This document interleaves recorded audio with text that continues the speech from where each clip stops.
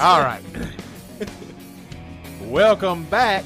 This is the Lost in Stupidity podcast. We are broadcasting and podcasting like ZZ Top. We are bad and nationwide. I'm joined across from me by Chris the Boz Bozeman. How are you this morning? I'm making it, brother. It's good to be here again. Sitting beside him, we got Will Hillbilly Hired. What do you think about it? Man, glad to be here.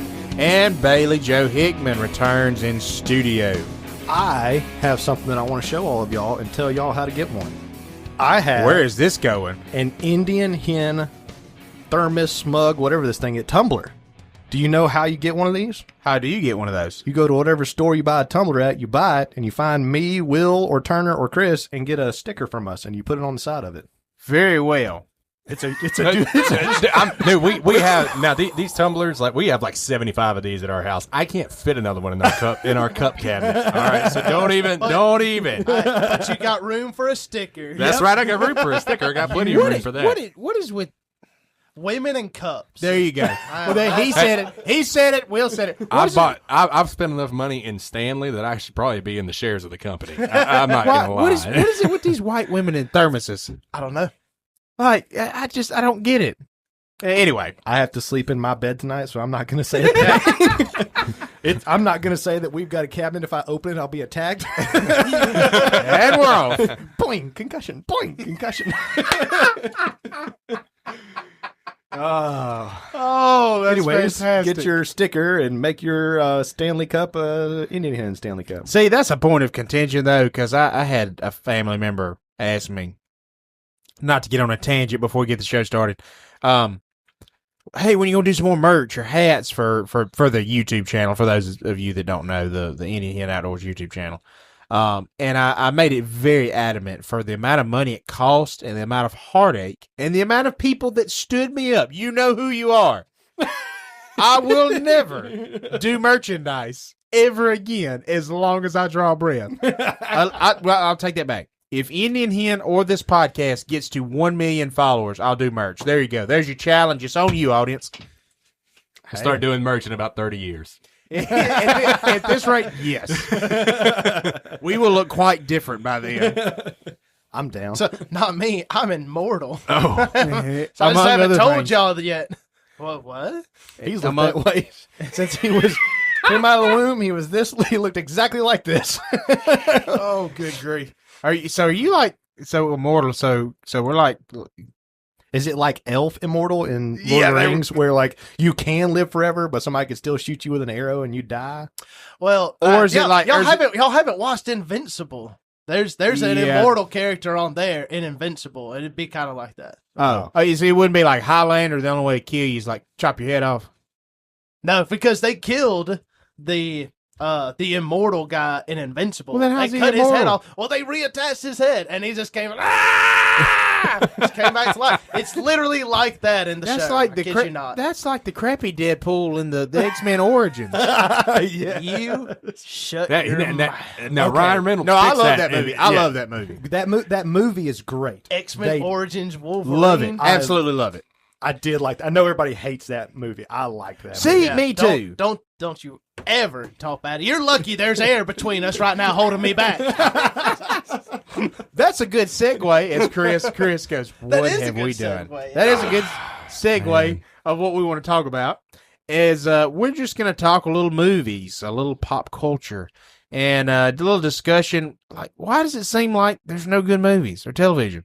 And we'll do that, a little history lesson, and I don't know what the lesson at the end will be, like VeggieTales / South Park. But real quick, I know this. I'm just making this up, but just greatest movie of all time. Oh, see, that is so. No, don't give it too much thought. Right off the cuff, greatest movie of all time. That's so subjective, though. When it comes to your mind, what is it? I mean, for me, it's the first thing that popped in my mind was Last of the Mohicans. Oh, that's I enjoyed that one. You, Bailey? A Bridge Too Far.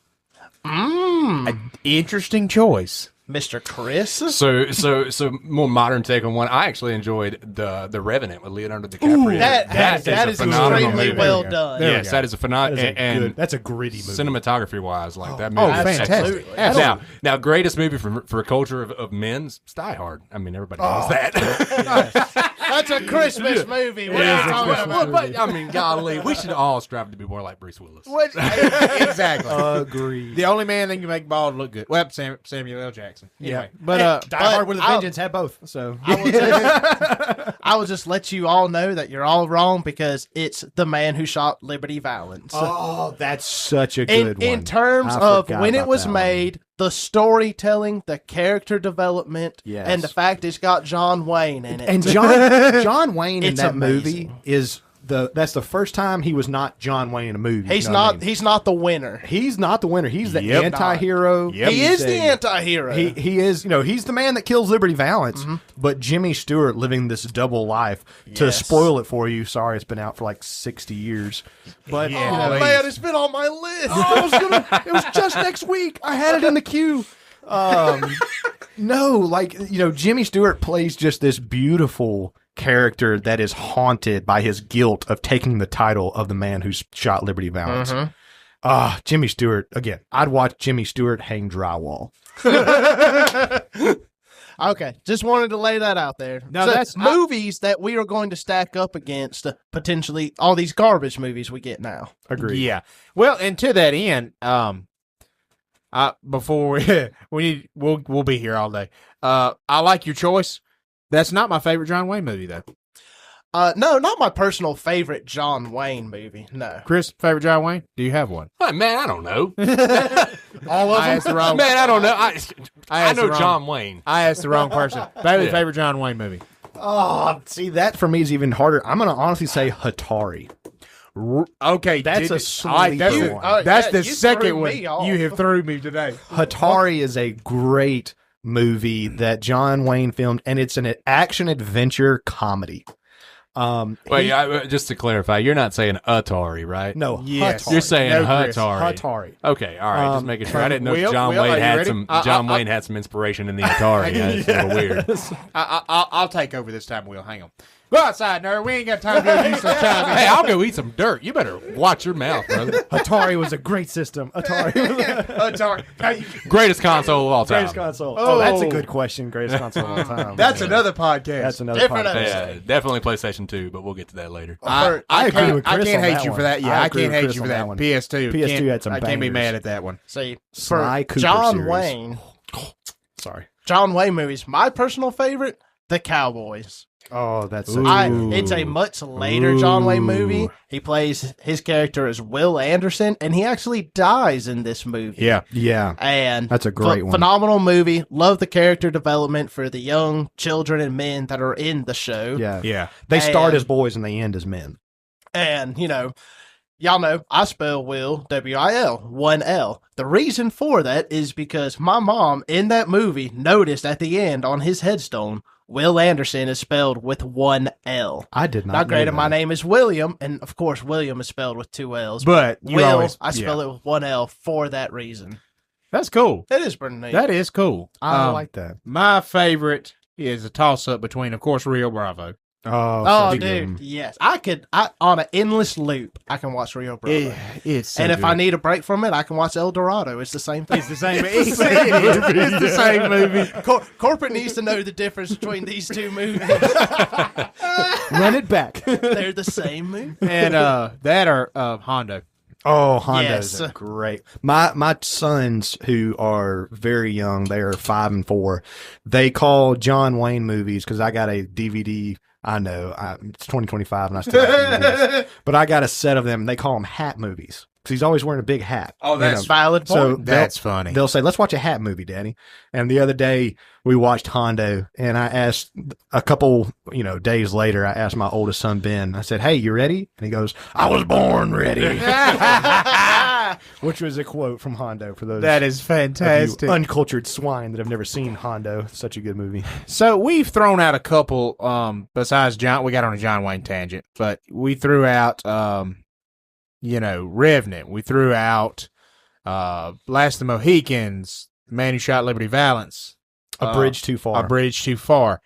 And why is it that it doesn't seem, I mean, I hate to sound like a boomer, but there's no good cinema.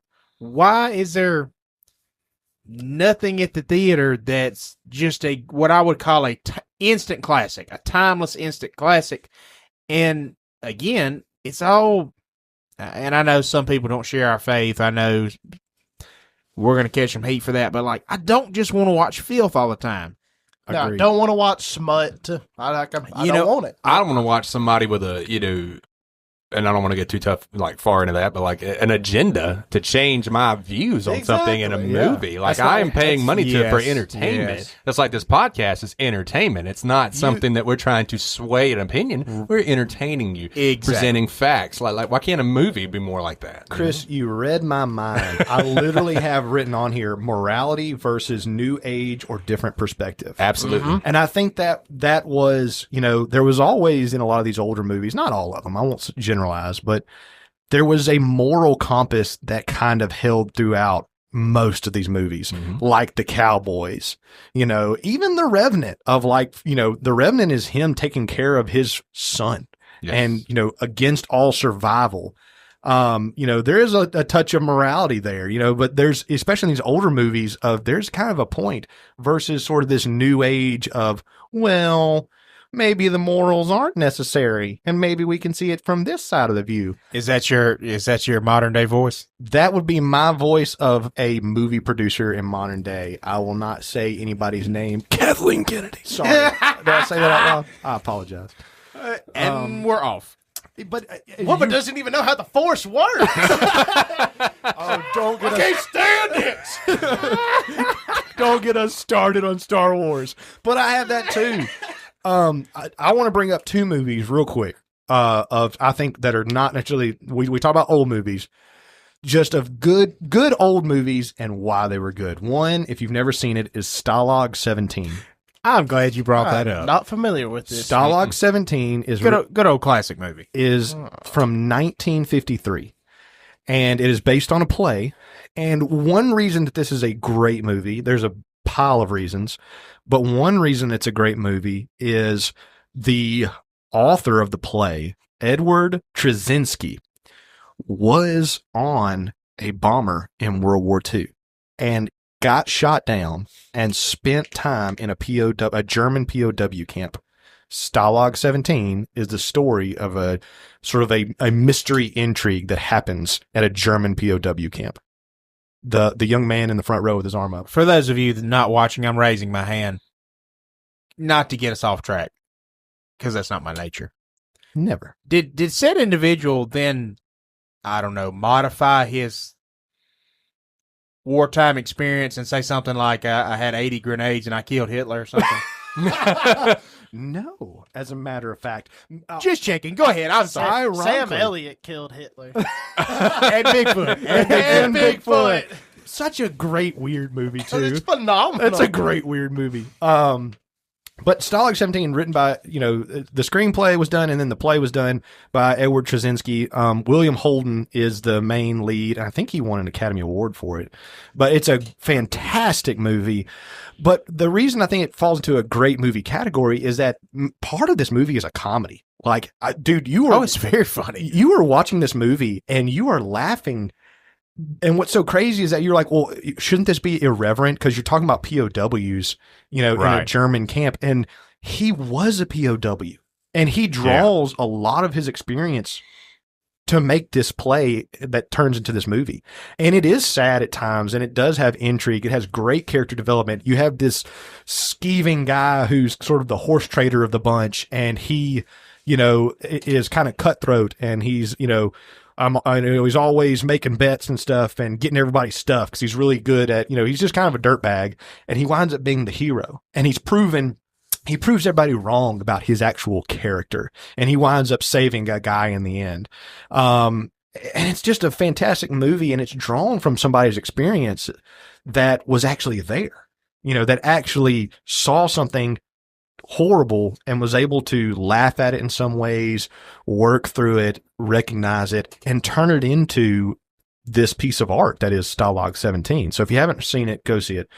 So that's kind of towards the writing and direction side. I don't think we get that. We don't get written screenplays like that. Well, no, the people writing this stuff, they don't live life. No.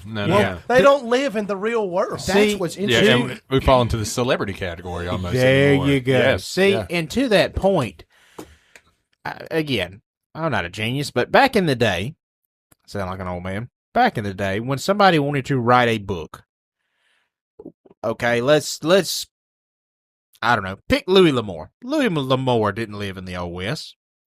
Louis L'Amour, probably I'm going to say it, the greatest Western fiction writer of all time. I will say that. Mhm. He knew about it because he researched it. He went out west. He seen how the country looks. Whenever you used to write a book or play or even a movie, you would go somewhere and do research on it. Yes. You would say, Yeah. you would immerse yourself in it to get an idea of the area. And I just wonder if we're doing, I don't think we're doing, I know we're not doing that because I some don't of the think we stuff. are, but at the same time, we're also, the idea of a screenwriter or a playwright. A lot of time, I'm not saying everybody. I'm not trying to lump everybody in this category, but a lot of them, that's all you've done. You wrote stories in high school. You went to college and got some type of writing or literature degree, and you made it or maybe didn't make it as a writer. And so all you do is write, and there's nothing wrong with that. Nothing wrong at all. Some people are great at that. But I think, man, when you have a lived experience of, you went through World War II, you were shot down in a bomber, and you can tell this story, and it doesn't have to be like, doesn't have to be Tim Kennedy talking about how much of a big bad man you were. It is a comedy. It is talking about, real life things, and it's great that we just don't see a whole lot, in my opinion. I mean, we don't have Wyatt Earp on set to give his input on how things were in the West for a young John Wayne. We don't have that anymore because these people, they like I said, they live in fantasy land. They don't put in the work. They don't have any experiences. They have thoughts and ideas. And I'll say this, like, and I keep referencing more modern movies, and that's No, more cool. my speed. That's- but anyway, that's what you're but here it for. comes from historical aspect. Like two movies that stick out to me is like Hacksaw Ridge, Oh, yes. Unbroken. Both those stories connect because they're true stories, because somebody True experienced those things, and because they But- are able to convey that. I'll tell you specifically about Hacksaw Ridge. That's a great movie. As Yeah. a modern example of a Yes. more modern movie, that's a great one. They are out there. There's a few out there. There are outliers. Yes. Every There are now outliers. and then. But one, you had Mel Gibson as the director who Yeah. really loves the craft. Two, Andrew Garfield, you can fight me on this, was a terrible Spider-Man, is a great period piece actor. Hold my He chain. does- We've been a rumble. he is a great period piece actor. He really wanted to, and if you see He is. interviews about him, he watched Desmond Doss. He watched hours of footage of Desmond Doss talking to talk like Desmond Doss. And he pulls it off. Because when you watch that movie, the first time I watched it, I was like, I know what you're going to say. I was like, this is a terrible accent. He is hamming there's this up. no way that guy sounded like that. And then in the credits, they have Desmond Doss talk. You're like, oh, He's like, nailed it. He sounds just like yes, Yeah, nailed it. absolutely nailed it. And but there's effort there. Yeah. There is, like you said, it's a true story. There's effort. There is care and love and a passion project. And I think that's something that is lost. Absolutely. One thing else I want to say is 20,000 Leagues Under the Sea. So a year after Stalag 17, 1954, 20,000 Leagues Under the Sea, written by Jules Vernon, if I remember right. I'm probably mispronouncing that. Anyways, a French writer in the 1800s. We all know the story. I don't want to touch on the story because the movie consolidates the story pretty heavily. Like all movies, we can talk about books versus movies. You'll never get the detail in a movie that you have in a book. Yeah, I want to touch on that in a minute, too, but go ahead. But what I want to talk about 20,000 Leagues Under the Sea is the effects. Before CGI, before computer, everything in there is a practical effect. Mm-hmm. Go back and watch that movie and say, this is filmed in the 50s. They specifically, the big climax of the scene, and it won an Academy Award for its visual effects, obviously, because it was just unreal. Nobody had done anything like this. the ending scene, to spoil it, the movie that's been out for 70 years, where they fight the giant squid. They filmed it in the daytime, and the director went back and said no. When they were editing the movie, so we have to go back and reshoot that. And today you hear about reshoots of movies of, we had to go reshoot the Han Solo movie, or we had to go reshoot, whatever. The Avengers, they went and reshot, or we had to add reshoots to this. A lot of those they go to audience test screenings. They test it before the audience, and the audience says, I didn't like that part. Mm-hmm. And they say, for the audience's reason, we go back and reshot that or we recut it. That's not what this guy did. This was not to reshoot it for the audience. It was for himself. He saw the daytime fight scene of the giant squid and said, I can see the wires. I hate it. He changed the script, filmed it at night, and added rain to hide the wires for the giant arms of the squid. And if you go watch that movie, that is one of the scariest. I remember seeing it as a kid. It is a scary encounter with that giant squid, and it looks all real because the actors are interacting with something that's actually there. They're not interacting with a green screen. They're not playing pretend. They are getting slapped by a big old foam tentacle. That's cool, man. And see, to that point, that's how a recipe for a good movie. All of the original Star Wars effects were practical. Mm-hmm. Yes. And to me, there is a place for digital. There is a place for CGI. But any of us that grew up as Star Wars fans in the 90s, when they did the digitally remastered Star Wars in the box set, that's the perfect blend of digital and practical effects. Absolutely. Which can be achieved. It can be achieved. You do the practical effects, and then anything you use CGI to remaster it and to clean it up, and they look perfect. Can we talk about the Phantom Menace on that? We can. Was telling you about this earlier this week. Oh yes, do it. So you blew my mind on this one. Okay, so the scene, and I know everybody has their own feelings about the Phantom You're talking Menace. about the speed racers? Yes, the pod racers. Yeah. So when the camera pans down and you're at the Mos Espa pod race, I know, go outside, nerd. No, we tolerate. We tolerate Star Wars nerdism here. nerdism. This is the way. When they go down, all of that is a model. It's mini. It's mini. Yeah. And they did blend some CGI for the crowd. But it people was in the blended. crowd it's colored Q-tips. That's what the crowd is. Yes. And they did this model, and that's why it looks so good. When you get to the actual speed pod racers, it's just incredible because you're looking at these and go, man, why does this look better than movies today? Because they're models. And they would use them on sticks and on wires and move them across. And when they would all blow up, because I remember as a kid seeing that movie and going, this is the coolest thing ever. This is pod racing. Yeah, this is pod racing. When that happens, they blew up models. And guess who blew them up? Tim Kennedy. 50 grenades, baby. 50 grenades. Oh, sack full of nades.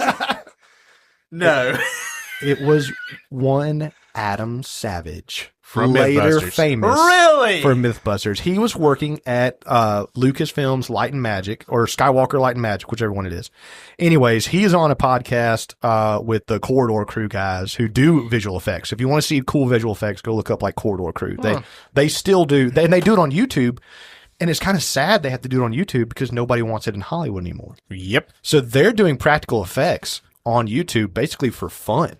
They did a practical effect of the face melting from Terminator 2 of the T-1000. Ooh. They took I'd like to see that and the face melting in Raiders of the Lost Ark. Yes.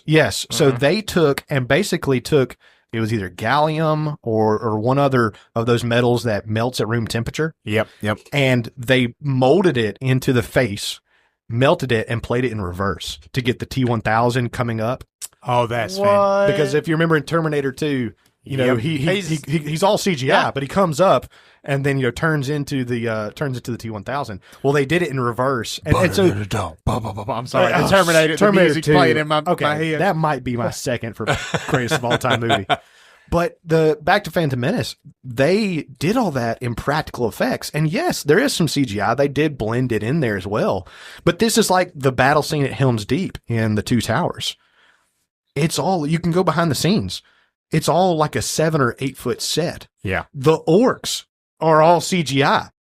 But they do this. Peter Jackson had this beautiful thing, and I'm bringing him up specifically because I'm going to compliment him, and I'm going to trash him at the same time. That's what we do here. That's right. I'm going to give you both. Standard. Right. He does this beautiful thing where you have the CGI orcs and you see out across, and then he cuts. And when he cuts to a person in a mask with makeup doing the orc scream or the chant or whatever, and it gives you this effect where your mind doesn't focus on the CGI because you're like, oh no, that's a real guy in a suit. And then it pans out. Okay, those guys aren't real. He didn't have 10,000 orcs there, but he had 20. And he does these beautiful up close shots and then pans back out, and it blends so well that your mind does not realize that it's watching CGI. Where he messed up, those of you that like Lord of the Rings and The Hobbit will know where I'm going. Yep. In The Hobbit, that was one of the largest criticisms of The Hobbit. I love The Hobbit. I'll stand by it. I'll admit it's not as good as Lord of the Rings. It's still good to me. I see. Yeah. Old Ed Sheeran. Sorry. But he used so much CGI. The orcs, there are a few that aren't, but most of the orcs are CGI. I did not know this until recently. The first Hobbit movie, An Unexpected Journey, where they go to Goblin Town, and there's all the weird, creepy little goblins, and you can tell they're all CGI. You're just like, dude, come on. They weren't when he filmed it. He filmed it with practical effects. People in masks. It looked phenomenal. And then he was like, I don't like it. We'll go over them with CGI. Gosh. You ruined it. You're losing the magic. at that point. You had it. You were this close. Yeah. And you know what bothers me about that is I can go back and look at the success of The Lord of the Rings and the impact that movie made. And why wouldn't you just build off what you did? Why would you make that change? Why would you exhaust so many more millions of dollars into this CGI when you already had it? Exactly my point. We talked about this on the last podcast of I don't understand. We have data, we have history. Why do we keep doing stupid things? Have you read the Old Testament? Touche. Well, point being, okay, like the movie thing. So we have this recipe that worked. Why don't we build off of that? Now, granted, you do have to be creative in writing. We'll get to that later. But I'm sick and tired of brands. I'm going to refer to movies, media. I'm going to refer to it as the brand. I'm sick and tired of corporations taking a brand that's successful. I think we just saw this with a place called Cracker Barrel. Dun, dun, dun. Something that has worked and is massive. But we want to fill another gap over here. So let's just modify what's working to try to fill in all these holes. It's kind of like we talked on the last podcast of, well, we're a comedy show technically, but let's just kind of morph and be a political comedy weird blend. Stop taking a successful formula and just trying to make it a Swiss Army knife and cover everything, because that's how you end up with the new trilogy in Star Wars, and nobody likes that. No, I reject the new trilogy as canon. Oh, no, it don't exist to me. No, I agree. I tolerated the first one. I was like, okay. But do you know why, to your earlier point, do you know why you tolerated the first one? Because they did it with practical effects, and it looked good. All the effects. The story sucked, but it looked good. I'll say this. A lot of the effects in the new Star Wars, specifically the first one, A Force Awakens, were great. Man, you brought back prosthetic costumes. You had actual stormtroopers there. That was great. Mm-hmm. You told a less good version of the original Star Wars. Yes. Can you please write something new? And also, talking about the writing. Now, George Lucas directed the first Star Wars. He did not direct the second two. The original trilogy. The original trilogy. Not so the prequels. Yes. Right. So you don't necessarily have to have the same director. I'm not saying that. But you do have to have the same vision. Yeah. They lost the vision. Yes. When you take Luke and you say, hey, I'm going to basically trash this character. So much so that the actor is not happy about it. Mark Hamill wasn't happy about how they did Luke. When you trash this beloved character like that and say, hey, we're subverting expectations, and we're also going to take Rey, who could have had a very compelling story. She could have been great. She could have been a contender, to quote a great movie. But you overpower her. You make her good at everything all at once. and you negate any of the ancient hero arc. You know, we get a potential. He has a downfall. He comes back stronger than ever. And you don't do that. You're just like, no, world beater right out of the gate. World beater. Yeah, yeah. She's just, great out of the gate. Yeah. She went up against Kylo Ren, who's allegedly been, fighting his whole life and becoming a Sith Lord, and was so good to beat whoever the Knights of Ren are. Again, we never found out that. Never find out who they are. Also, who cares about Snoke? We're just going to kill him. Man. Yeah. Well, that's like the common theme with all these new movies and remakes is you can't just have a strong female lead. You have to have a strong female lead, and you have to put down the previous male lead. Mm-hmm. I see it in everything. I see it in Toy Story. I see it in Cars. I see it in Star Wars. Mm-hmm. It's everywhere. Like, we can have strong female leads, and we have throughout cinema, and it's been phenomenal. Why do we have to present the previous male leads as degenerate, incompetent, idiot losers? Agreed. So that we can make this female lead look good. I'll tell you a great movie, in my opinion, that had a great female lead. She is, even though she's not on the title of the movie, it is her movie. But she coexists with the male co-star in such a good way, and that's Mad Max Fury Road. I have not seen Fury Road. Very good. Very good. Another one. Bailey is all about some Fury Road. I love. What a lovely day. What a lovely day.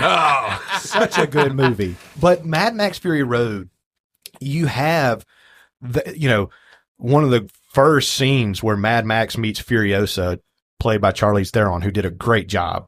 She's a great actress, but she did a great job as Furiosa.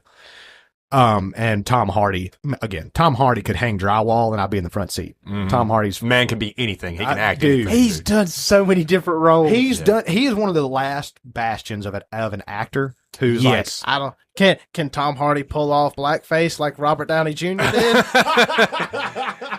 And send that email to Will Howard at RawStupidity.com. Yeah, also, and too. And I'm the dude playing a dude that fucked up as another dude. I don't read the script. Script reads me. I look at like Christian Bale in the same light too. Another great actor who really puts work into what he does and can changes his body physically. Will morph into anybody. Yes, yeah. And Tom Hardy in that role, in not to spoil it, 'cause it's been out for 10 years now. There you go. Yeah. But Mad Max Fury Road had a ton of practical effects as well. I was telling Turner about this earlier. There's a scene where they have what they call the pole cats, these crazy raiders, and they're on the back of these really cool off-road, vehicles. Also, it's just a great man movie. You've got guns. Definitely. You've got, fire, explosions. Fire. There is a dude playing an electric guitar with fire coming out at the end of it. I can't get you to watch this movie more. Man, I'm telling you, we should be showing our sons that. Yes. You got to watch this at like 6, son. This is what manhood's all about. This is, man.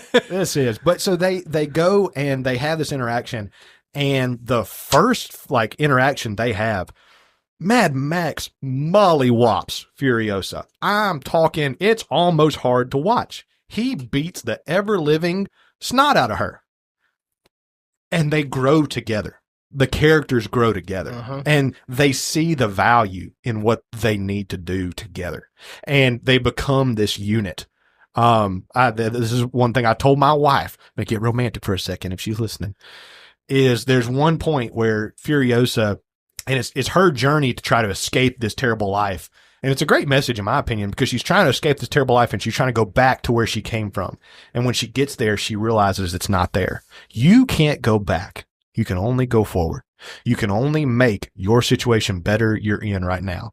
I would caveat that by saying with the grace of God through Jesus Christ. So you can't go back. You can't go back to when it was good. It was actually, maybe it was never good.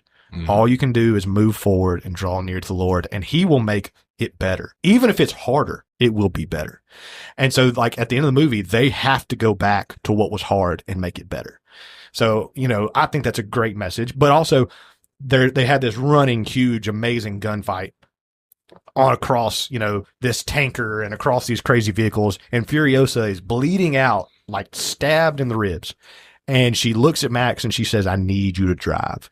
because they made this kind of big deal throughout the movie of who drives this war rig, this big, 18-wheeler they've turned into basically a land ship. And I told my wife, I was like, that to me is our marriage of I need you to drive sometimes. I need to drive sometimes. You need to drive sometimes. Some days it's going to be 25%, 75%. Some days it's going to be 50-50. Some days it's going to be 90-10. There are going to be some days where you're driving the war rig. There's some days I'm driving the war rig. But we are in this together, and we are going to fight this fight. Sorry. Love you, baby. You didn't know that this is the only man that can put sound marriage advice, the gospel, and Mad Max together in a podcast. But What a lovely day. But to that point, people, it doesn't have to be this. It goes back to good writing. It doesn't have to be this psychological thriller like Zodiac. It doesn't have to be you fill in the blank. So this really complicated, hard to understand like The Matrix. You can be subtle because if you're not careful, you can look at Mad Max Fury Road and say, hey, it's just a big movie about explosions. You can be subtle and have such good writing and storyline. And have gravitas in it. There's still a good story in there because, to quote one of our favorite shows, Top Gear, from back in the day, that's the difference between a Bruce Willis movie and a Steven Seagal movie. That they both got lots of people getting kicked in the face. There's lots of explosions, but one of them just doesn't have any depth to it. Yeah. Well, because it's got Steven Seagal. Well, hey, you talk about it. Hey, there's a podcast. The original Tim Kennedy. I was about to say, I was like, that's who. That's who Have, Tim not Kennedy to get lived a in. side note. Have you ever done any light reading on one Steven Seagal? I have not. The amount of my God, we don't have enough. I just know that may he's be a flat out podcast. goofy. He's a Tune in next week. The amount of things that he has lied about, it's right out of the gate. His name's Steven Seagal, and he just started. There was an actor. He heard a actor a word that sounded kind of like Seagal and started pronouncing his name that way, which I don't blame him for that. But you want to, yeah. He's like an infinity degree black. What does Joe Rogan say? He's a black belt in Bushido.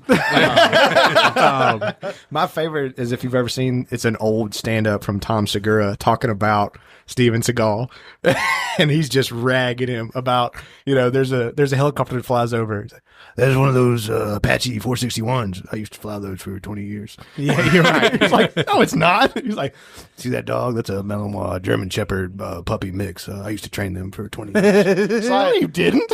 it's like the old guy in Tropic Thunder.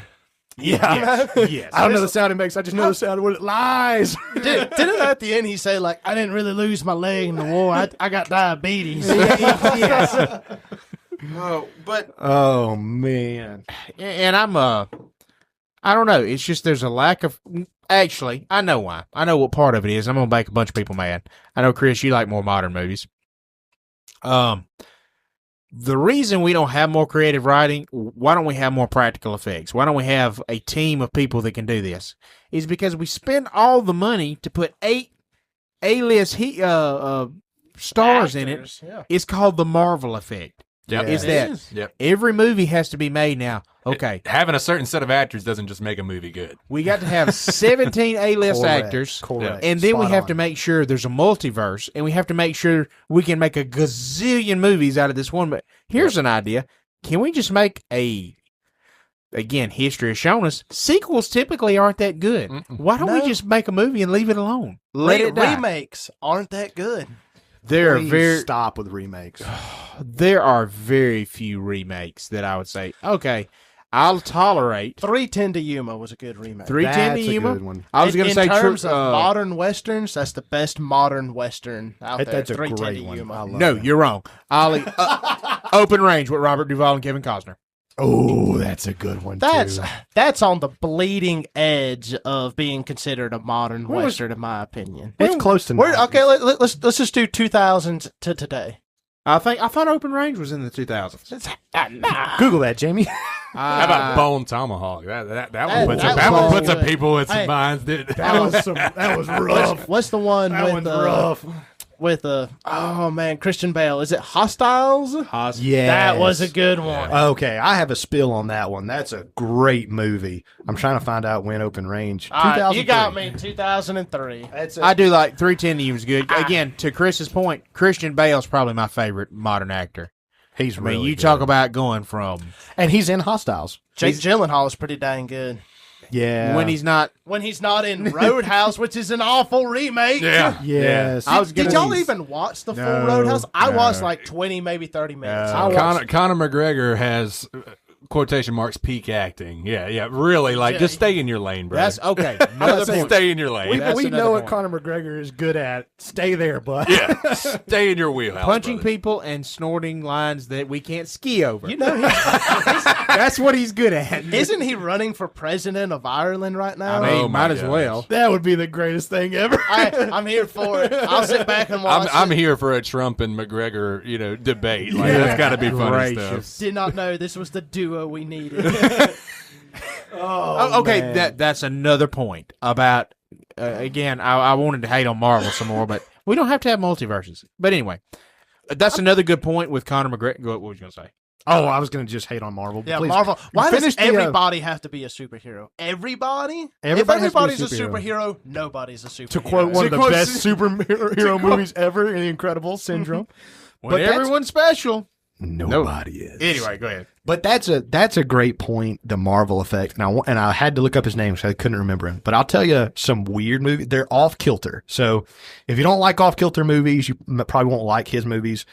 But it's an interesting sort of thing where the modern movies, he undercuts it because he's kind of an old school director and he does a lot of his own, independent movies, is Wes Anderson. If you ever saw the Grand Budapest Hotel, he's made movies since the 90s. The Brothers Bloom, all these kind of movies. And people in Hollywood love to work for him. He will not pay you money. He did one here recently. I haven't seen it. I can't recommend if it's good, but it had Scarlett Johansson in it. And he filmed it the same year that she did what is her character in the Marvel Black movie? Widow. Black Widow. The last movie she did, the Black Widow movie, she got paid $20 million for that, right? She got paid $40,000 to come film this movie with him. What is this, the WNBA? But the reason man. she did, she took that was because she wanted to work with him, because he writes a lot of his own stuff or he finds good screenwriters, and the movies he makes are quirky and weird, but they're generally thought-provoking. They're always filmed interestingly. They usually have some odd techniques that he films with. But none of them are ever big budget movies, and he usually doesn't make a lot of money off of them. But I think he's one of the last few true artists to him. He treats it as an art. He does. And they want to experience that art. And these actors want to go work with him, and they're like, I don't care what you pay me, because I'm willing to just show up and be in the movie because it's Wes Anderson. Yeah. And so it's possible even today to do that. Yeah. But the big box office movies will never do that No. because they can't make money back on it. Which, to that point, though, they're not making that much. They are making money. Don't get me wrong. It's the intellectual property. It's the toys. The toys, all that. That's where you make your money, because once you paid 18 A-list actors and go through, yes, they made a bunch of money. They also spent $400 million to make the movie. Well, there you go. Instead of spending, $60 million and then, hey, I've got a success with a, $300 million movie. Yeah. You've spent $400 million. And by the time, I saw a guy talk about it. You better hope. You better hope you get to $1 billion, because generally whatever they spend on the movie, they have to spend at least half of that, if not more, on marketing. So you're talking, if it's cost $400 million to make, it costs $200 million at least to promote. This is math that DC needs to remember. Which I'm hopeful for DC. I am too. I went and saw the new Superman. Hot take. I liked it. I'm with you. It's not great as I'll remember it for all times. But to Chris's point from earlier, it doesn't have an agenda. It is just, or not much of an agenda. I'll say that. Yeah. It's just a good movie. Mm-hmm. It's Saturday morning fun. It's what I think, it's kind of like the Sam Raimi Spider-Man. It's cheesy. You can tell it's cheesy. It's a little overstuffed. Well, it's based off a comic book. I mean, come on. Now. It should yeah, be cheesy. Yeah. It should Thank be a you. little cheesy. Thank you. It's- Right. But it felt heartfelt. It felt genuine. David Cornsweet did a great job. Nathan Fillion did a good job. I can't remember the actor's name. He was in the X-Men Origins movie, but he plays Mr. T. Yeah. Stole the show. Absolutely. Mr. T was one of the best freaking parts of that movie. Or Mr. Terrific, not Mr. T. Mr. Terrific. I was about to say. I was wondering where you were going. I don't know if you I'm were just confused. nicknaming him. I was like, maybe I'm late on something. Maybe he knows No, something I that just don't. I love Mr. T, but I'm like, I didn't think he was in this movie. I've been in the fool. It was a great movie. Hit the Mr. Terrific fight scene Yes. with Noah and the whale playing in the background. That's what I was about. The music. The music. That's what got me. The Yes. music was fantastic. Music. Y'all remember kid See? movies when we even Treasure Planet with the one song in it. Oh, Banger. Free Like, Treasure yeah, Planet. Elsa, Frozen, it's all fun. It's not as timeless as Treasure Treasure Planet. Planet. And As that is one of the Tarzan most- with Phil Collins. Phil Collins in working with Disney was peak Disney. It was music. banger. I'm Like, talking, okay, man. Hey, It was bro, killer. we need some music. It's just about a kid that thinks he's a freaking monkey. You Piano on don't, you don't fire. have to go that far. Dude, laying down heat with it. Oh, to that point. so That's good. that's another. Come rest your head. I want a moment to be real. Want to touch things I don't feel. That was one John Resnick by the Goo Goo Dolls, by the way. for those who don't know. Exactly, yeah. Because I remember rewatching it recently with my children. It's like, why does this sound like the Goo Goo Dolls? Like, oh, because it's the Goo Goo Dolls. It's probably the but first place you heard the Goo Goo Dolls. Yeah, It's right. like unlocking memories. The My third eye. to that to that end though, that's another great point, and I think we're lacking today outside of John Williams, who does a great job and everything, and of course I think Hans Zimmer is still doing work. I think so. There's a lack of good music in movies. Yes, Like music can make a movie too. or break a movie. It can. I mean, not just, we talk about the animated stuff, of course. Phil Collins with Tarzan and Brother Bear, too. Hey, Oh yes, Yeah. didn't really care for that cartoon, but again, he done the soundtrack for it as well. But I was watching. I'll tell you a sleeper on that one is Nomeo and Juliet. Did you watch that? one? no. That's Elton John, isn't it? That's Elton John. But to that end, El Dorado. El Dorado with Elton John. Fantastic soundtrack. And I guess that's why they. But call even like the big cinematic scores, like what stood out to me, what was I watching? Bailey, I talked to you about it. It flew under the radar. There was a very good 80s Western I was watching, which is Silverado. Silverado. Thank you. Very good underrated Western. And I was amazed at how good it was, but the first thing that stood out, and as it turns out, it won an Academy Award for its music, I believe. Like how great the music was, and we Yes. got into this phase again. It's kind of funny. There's nothing new under the sun. I'm sorry, guys. We're talking a lot about westerns today, but you look at the spaghetti western. To me, it's not. It's not okay. To that point, it's not the budget acting. It's not the filming. To me, what makes spaghetti western so bad is the music. Yeah. That's the difference. Like it's funny to watch something like Made for TV. It was based on the books. I just watched it. Tom Selleck and Sam Elliott, The Sackets. The Sackets. Yeah. It's so watch something like The Sackets made in like 81, and then look at Silverado, which is not that much later, and they look like they're from different planets. Oh yeah. And a lot of it, not just the cinematography, but a lot of it's the music. Yes. I mean, music can, could you imagine watching Interstellar without Hans Zimmer's music Good in it? gracious. Oh, it doesn't work. But you throw that in there, the suspense, the build-up, the way it just moves you. Where Matthew McConaughey is trying to line up the ship Uh-huh. and just it's so good. But just watching it without music, it's like, Yeah. Well, okay, we brought what up is this, Star Trek? the fan. I'm here for the Star Trek hate. My parents were huge into Star Trek. They were Trekkies. They were, man. Blows my mind. I tried as a kid. I was like, this is brutal, guys. I'd rather watch the Andy Griffith Show. I love the Andy Griffith Show. Like it better than MASH. Anyways. Oh, don't fight me. Fight me on that. I don't dislike MASH. I just like Andy. I love better. MASH. I would slightly edge out Andy. I'd slightly edge out for Andy. I do love MASH. Anyways, But see, look, you badly go- disagree. Don't touch my hat. I'm gonna go. My mother hated when you touched her hat. My mom's the same way. Oh, I'm not. But I was gonna say, look. As far as MASH and Andy Griffith, I did a video on YouTube the other day. It's like going to the M&M store. There are no bad M&Ms. MASH is great. Andy Griffith's great. Let's just leave it I there. agree with that. Let's just leave it I there. agree. But you were talking about music. You know, again, when it came out, it was split. A lot of the young people liked it. A lot of the older fans hated it. Was the Phantom Menace, Duel of the Fates. Dude, Oh my goodness. peak. Duel of the Fates.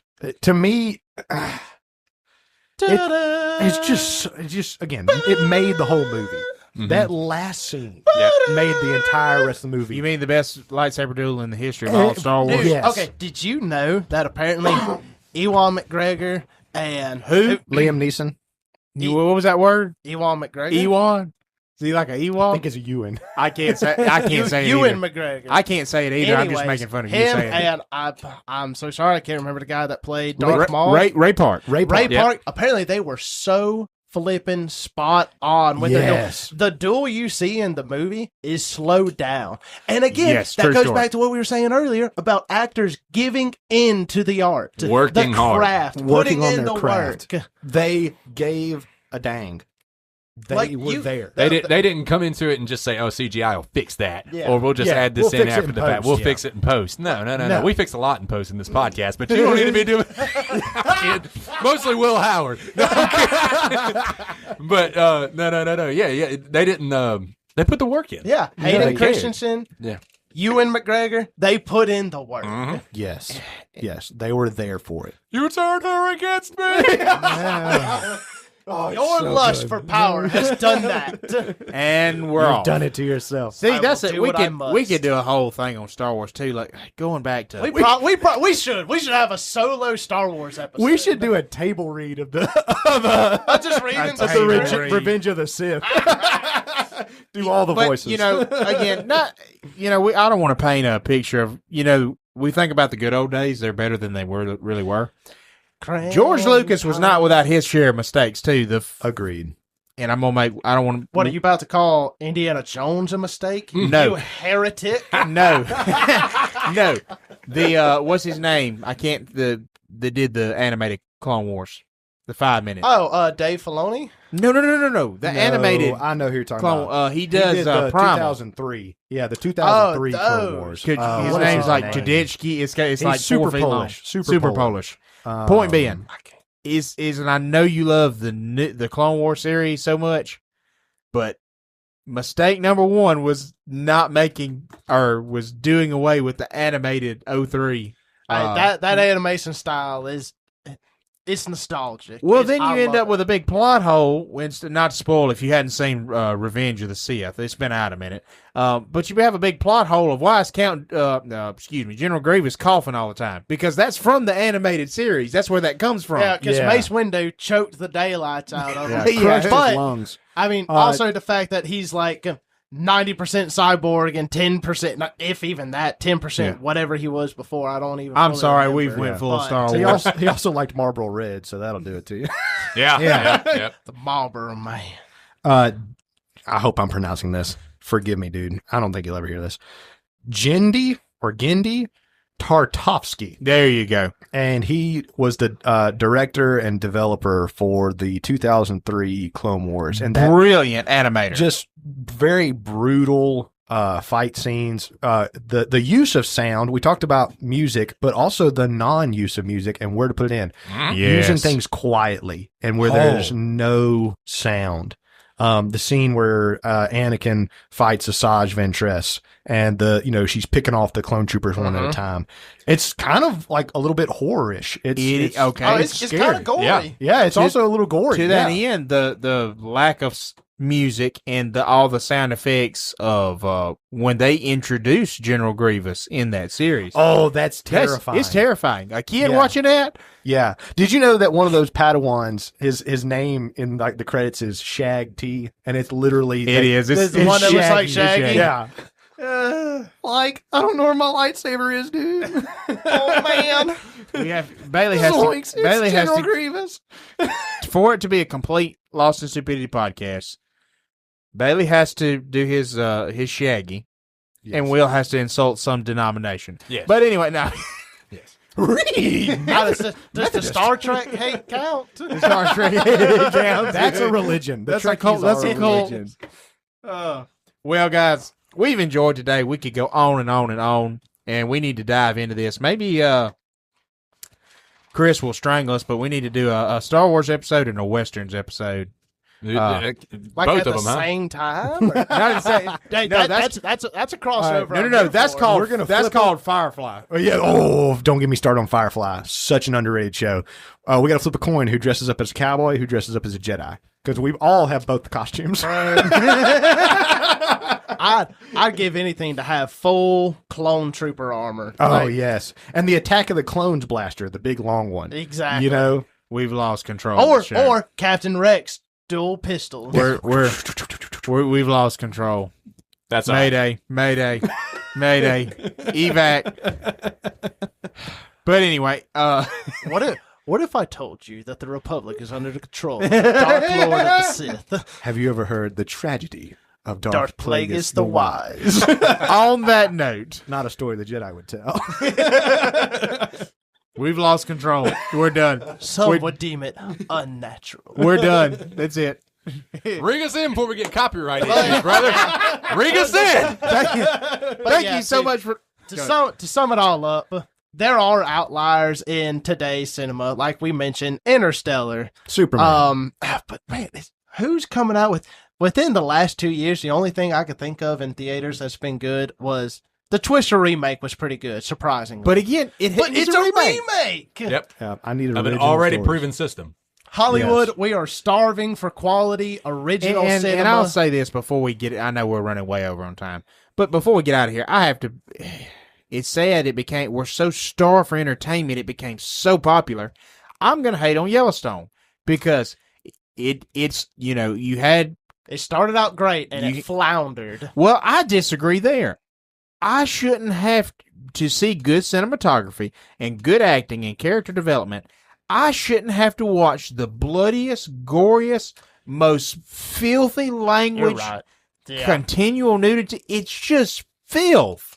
Why can't we have a good quality movie that has great cinematography, great music, and my kids can watch it? You mean So- National Treasure?